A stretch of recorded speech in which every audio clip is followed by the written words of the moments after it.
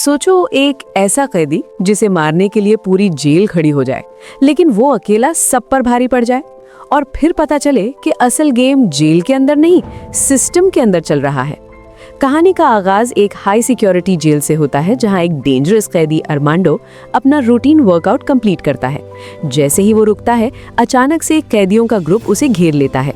सबके हाथ में शार्प ऑब्जेक्ट्स होते हैं। अरमांडो फौरन समझ जाता है कि आज उसे खत्म करने का प्लान है, लेकिन वो बिल्कुल पैनिक नहीं होता। वो अपने कपड़ों के अंदर छुपा हुआ हैवी वेट निकालता है और एक एक करके वो सब अटैकर्स को इतनी बुरी तरह से गिरा देता है कि पूरी जगह खून और खौफ का मंजर बन जाता है।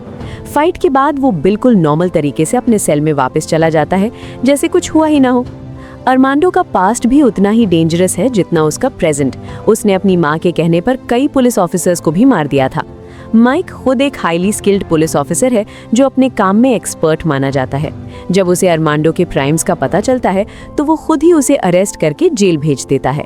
अब अरमांडो जेल में रहते हुए अपनी जिंदगी सुधारने की कोशिश कर रहा है। दूसरी तरफ वक्त आगे बढ़ता है और माइक अपनी जिंदगी का एक नया चैप्टर शुरू करता है। 50 साल की एज में वो क्रिस्टीन नाम की औरत से शादी करता है। उसका बेस्ट फ्रेंड और पार्टनर मार्कस इस शादी पर बहुत खुश होता है और फुल एनर्जी के साथ पार्टी एंजॉय कर रहा होता है। पार्टी में कैप्टन रीटा भी मौजूद होती है, जो मायामी के मेयर एडम की वाइफ है। सब एक दूसरे से मिलते हैं और माहौल खुशी से भरा होता है। माइक के पास ऑलरेडी काफी वेल्थ होती है, इसलिए पार्टी में किसी चीज की कमी नहीं होती। मार्कस डांस करते हुए फुल जोश में होता है, लेकिन अचानक उसे चेस्ट पेन होता है और वो जमीन पर गिर जाता है। माइक फौरन रिएक्ट करता है और मार्कस को सीपीआर देता है और उसे हॉस्पिटल ले जाया जाता है। बेहोशी की हालत में मार्कस एक अजीब ड्रीम देखता है, जहां उसे हार्वर्ड नजर आता है। वो मार्कस को हिम्मत देता है और कहता है कि उसे माइक का साथ देना होगा। इसके बाद मार्कस होश में आता है और खुद को बिल्कुल ठीक महसूस करता है। वो हॉस्पिटल की रूफ पर जाकर जिंदगी के लिए शुक्र अदा करता है और दोबारा कॉन्फिडेंट फील करता है। इसी दौरान कहानी का डार्क एंगल सामने आता है। रात के वक्त एक powerful drug Lord James helicopter के जरिए वॉकर नाम के आदमी के घर पहुंचता है। वॉकर एक मनी लॉन्ड्रिंग एक्सपर्ट होता है जो ड्रग कार्टल्स के लिए पैसा साफ करता है। जेम्स उसे हार्वर्ड का बिजनेस कार्ड देता है और उसे कहता है कि उसके अकाउंट में पैसे ट्रांसफर करे। वॉकर कंफ्यूज्ड होता है और मना करने की कोशिश करता है, लेकिन जेम्स उसे इमोशनली और फिजिकली थ्रेटन करता है। वो उसकी गर्लफ्रेंड को इन्वॉल्व करता है और उसकी पर्सनल लाइफ एक्सपोज करने की धमकी देता है।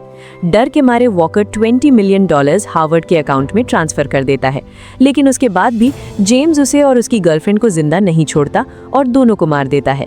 यहाँ से असली गेम शुरू होता है। हकीकत ये होती है कि हार्वर्ड अपनी मौत से पहले जेम्स के कार्टेल के खिलाफ इन्वेस्टिगेशन कर रहा था, लेकिन उसे अरमांडो ने मार दिया था और अब जेम्स उसकी रेपुटेशन को खराब करके उसकी इन्वेस्टिगेशन को बेकार साबित करना चाहता है। अगले दिन जब न्यूज में ये सब आता है कि हार्वर्ड खुद ड्रग नेटवर्क में इन्वॉल्व था, तो सबके होश उड़ जाते हैं। माइक और मार्कस फौरन ऑफिस जाकर अपनी डायरेक्टर ग्रेस के सामने हार्वर्ड को डिफेंड करते हैं।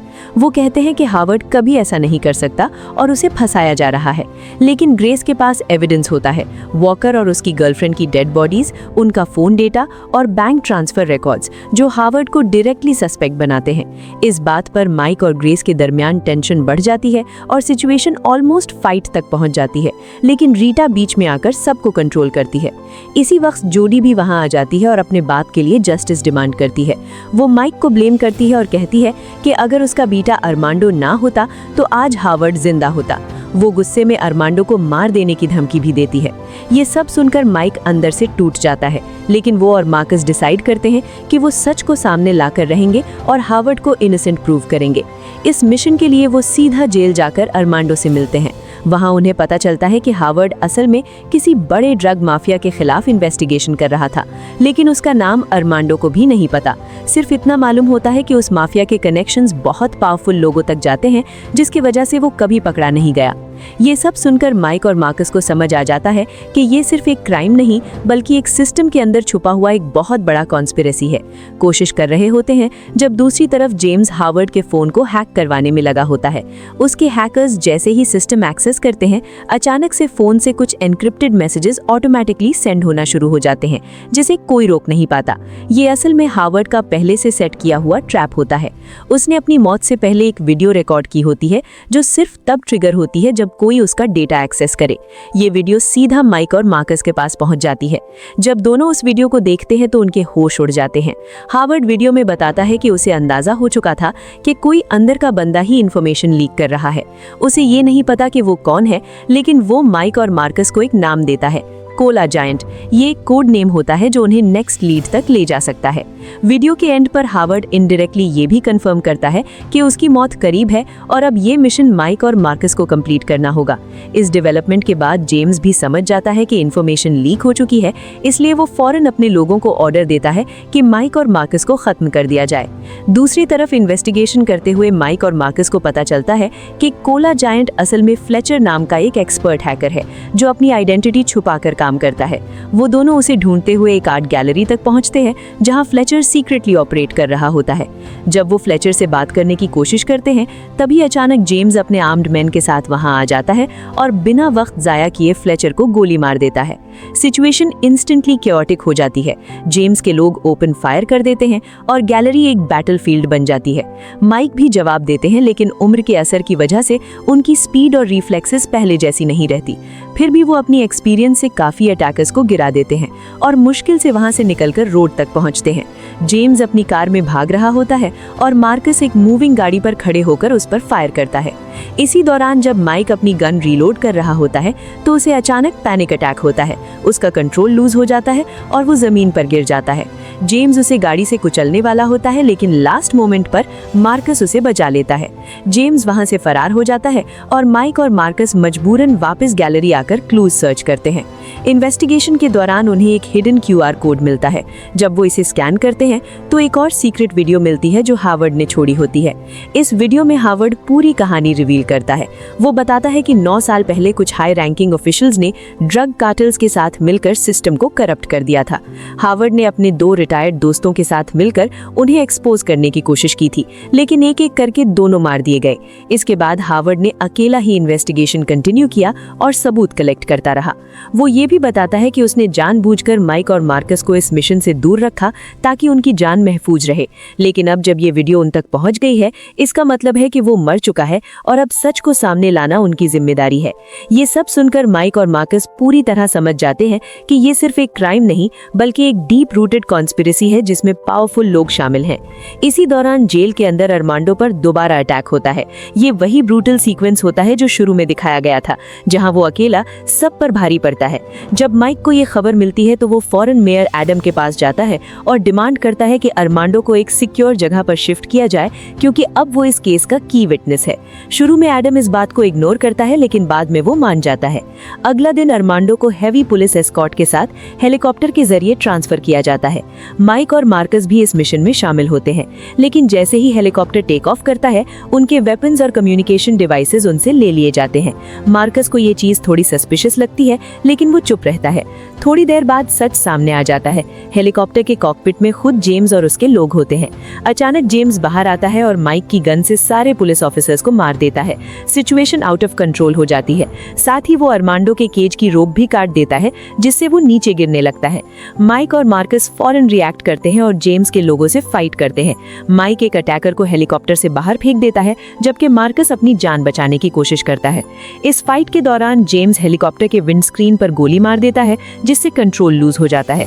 फिर वो खुद पैराशूट के बिना जंप कर जाता है और हवा में ही ब्लास्ट कर देता है, जिससे हेलीकॉप्टर क्रैश होने लगता है।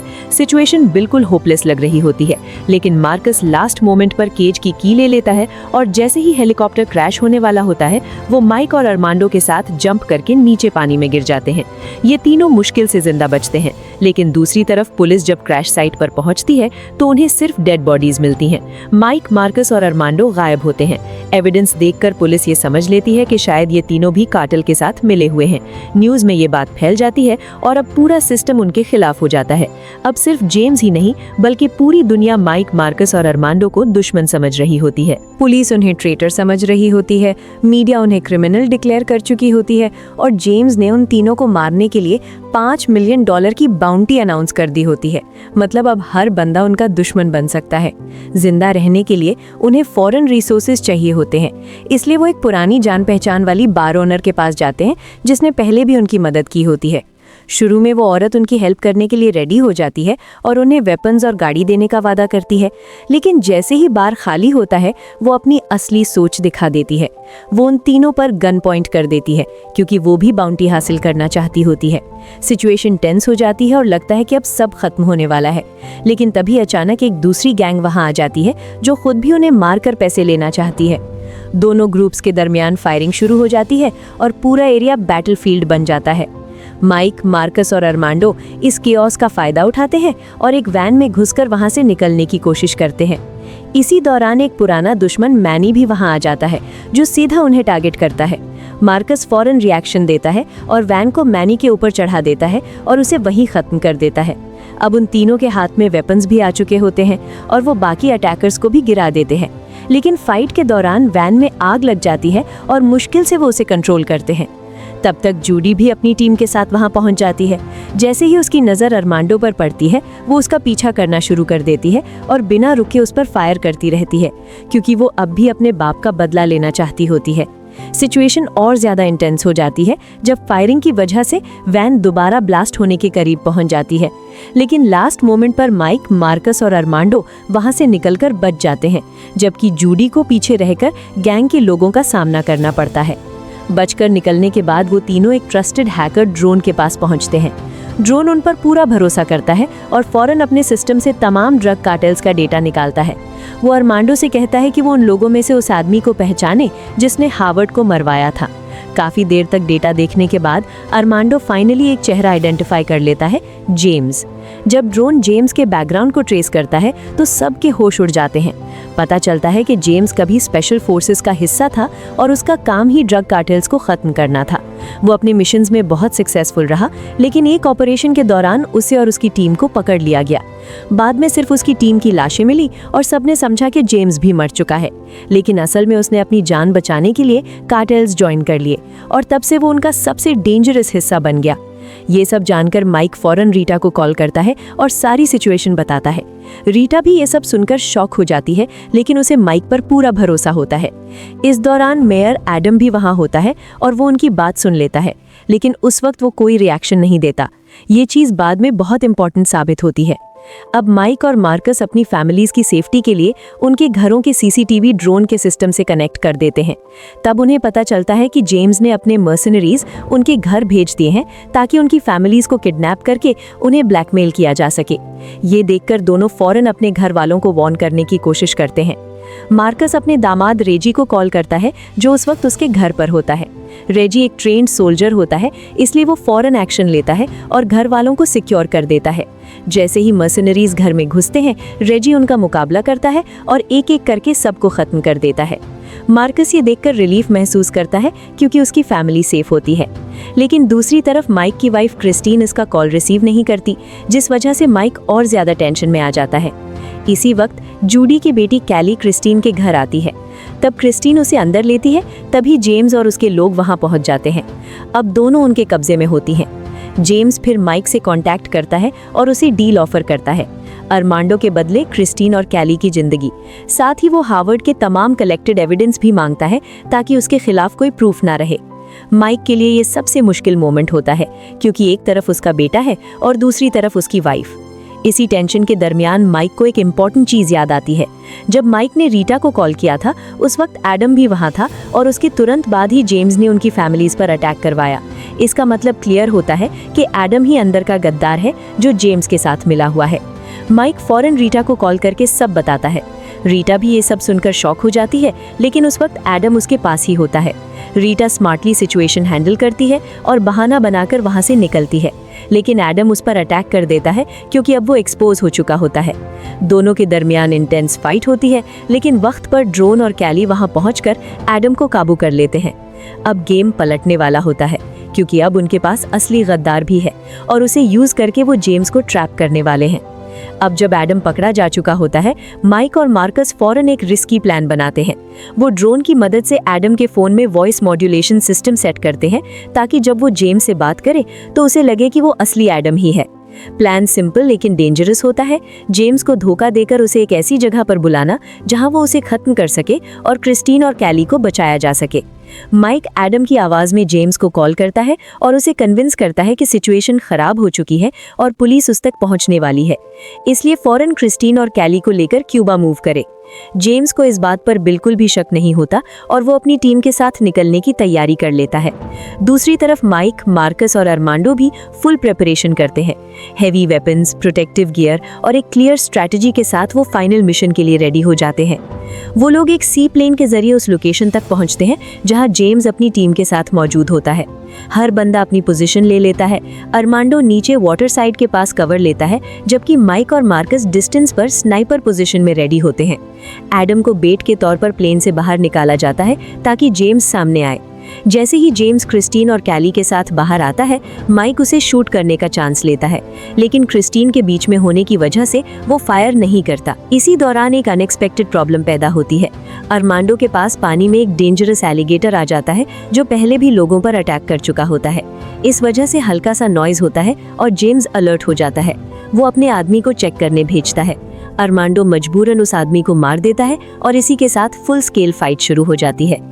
हर तरफ गोलियां चल रही होती है। माइक और मार्कस अपनी पोजीशंस छोड़कर डायरेक्ट कॉम्बैट में आ जाते हैं। मार्कस अपनी पुरानी एनर्जी के साथ फाइट करता है, जबकि माइक को दोबारा पैनिक अटैक आता है, लेकिन मार्कस उसे फोर्स करके कंट्रोल में लाता है। ड्रोन भी अपने ड्रोन्स के जरिए उनकी मदद कर रहा होता है और एनिमीज को डिस्ट्रैक्ट कर रहा होता है। सीन पूरा वॉर जोन बन चुका होता है। जेम्स इस केओस का फायदा उठाता है और क्रिस्टीन और कैली को लेकर अंदर चला जाता है। इसी बीच एडम को भी मौका मिलता है और वो एक गन उठाकर सी प्लेन में बैठकर भागने की कोशिश करता है, लेकिन रीटा उसे देख लेती है और बिना डिले के ग्रेनेड लॉन्चर से फायर करती है। प्लेन हवा में उठते ही ब्लास्ट हो जाता है और क्रैश कर जाता है। दूसरी तरफ माइक और मार्कस जेम्स का पीछा करते हुए एक डिजर्टेड एरिया तक पहुंचते हैं। यहाँ फाइनल कॉन्फ्रंटेशन होती है। जेम्स मार्कस को गन पॉइंट पर ले लेता है और माइक को चैलेंज करता है। सिचुएशन क्रिटिकल होती है, एक गलती और सब खत्म। माइक एक रिस्की डिसीजन लेता है और मार्कस के बुलेट प्रूफ वेस्ट पर फायर करता है ताकि उसे झुकने पर मजबूर करे, और उसी सेकंड में जेम्स को डायरेक्ट शूट करके खत्म कर देता है। आखिरकार मेन विलन गिर चुका होता है। थोड़ी देर बाद पुलिस और रेस्क्यू टीम्स वहां पहुंचती हैं। इंजर्ड लोगों को हॉस्पिटल ले जाया जाता है और बाकी क्रिमिनल्स को अरेस्ट कर लिया जाता है। केस ऑफिशियली क्लोज हो जाता है और सच सामने आ चुका होता है। फिल्म के एंड में माइक और मार्कस अपनी फैमिलीज के साथ रिलैक्स्ड और खुश नजर आते हैं। रेजी भी उनके साथ होता है और सब एक नए सुकून के साथ अपनी जिंदगी एंजॉय कर रहे होते हैं। और इसी के साथ ये कहानी एक इमोशनल और पावरफुल एंड के साथ खत्म होती है।